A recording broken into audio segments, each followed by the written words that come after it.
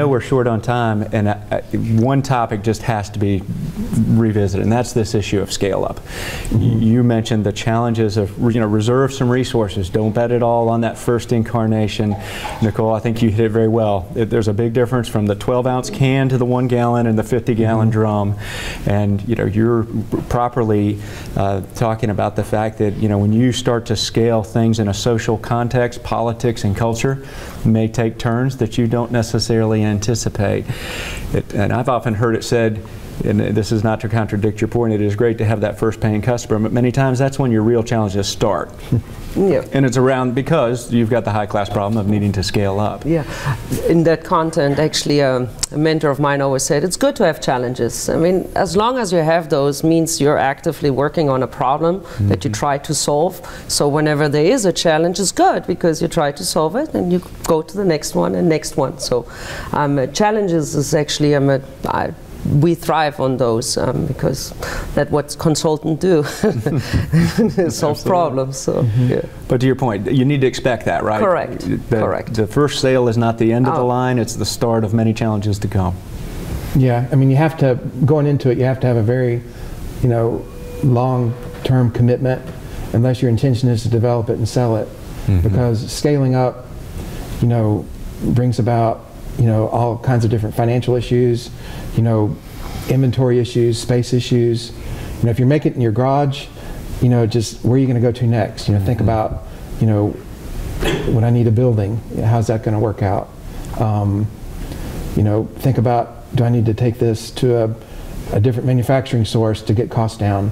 Because I'm making it right now next door.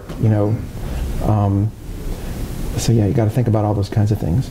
Thoughts on the social context? It's a little different issue when it comes to scale up. Yeah, it is. I would probably say that we need to go back to basics on the social context and really be sure that we're continuing to do innovation by listening to what the people in the communities are saying about scaling this up. Is it resonating with them? So I guess my message is pretty consistent across the questions. It is to know who you are attempting to address an innovation toward, whether it is something that is becoming valuable to them and understanding what that value proposition is about. Fair enough. Well, you all have been very, very helpful, and we greatly appreciate it. Let's end on this note. Our theme today is, in part, where do you go for help in the community to help move this creative idea through innovation into execution, into the marketplace?